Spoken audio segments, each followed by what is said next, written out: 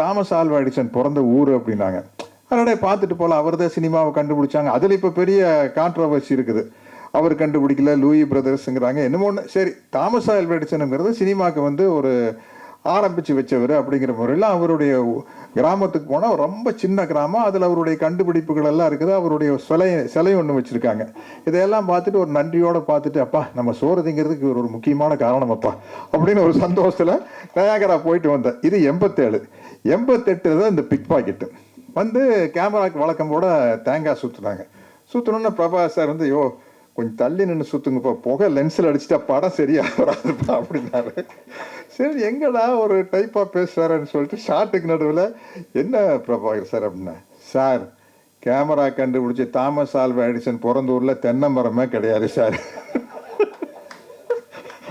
அவன் கண்டுபிடிச்சி அனுப்புனா இங்கே வந்து தேங்காயை சுற்றுறாங்க சார். ஏதாச்சும் ஒரு ப்ளம்